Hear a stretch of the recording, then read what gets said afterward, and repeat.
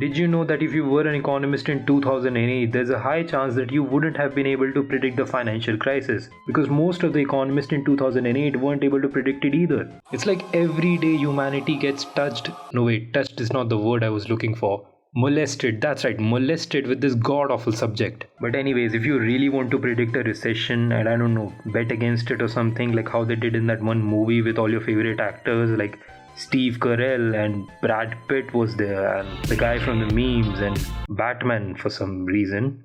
If you want to do what they did in that movie, you'll first need to understand what a recession is. And recession is basically, in layman's language, it is when an economy experiences a downwards trend in all aspects. And needless to say, a recession is a bad time for everyone.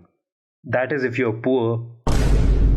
Because for many rich people, recession is like a 618 sale. Recession is the time where they can buy cheap assets, cheap labor, and cheap thrills. Not to mention that most of the wealth transfer in this world happens during the recessions. But at times of recession, we must always remember what the great Scottish philosopher Subtotal has taught us, which is that all money in this world is temporary. But the credit you took from American Express is always permanent. I hope buying that Steam player using a credit card right before a recession was worth it. मत कर बेटा मत कर मैं बोल रहा हूँ बेटा मत कर ये सब. Another benefit of recession to business owners is that they can acquire failing businesses and their competitors. But the biggest benefiting party in a recession is the government itself. Because when a recession hits, the government can do whatever they want under the name of saving the economy. They can limit their imports and send troops to Middle East. They can borrow at a higher interest rate and send troops to Middle East. Or they can just simply send troops to Middle East. Everything is valid under a crisis. But there's nothing to be worried about. It's not like the government is actively seeking a recession.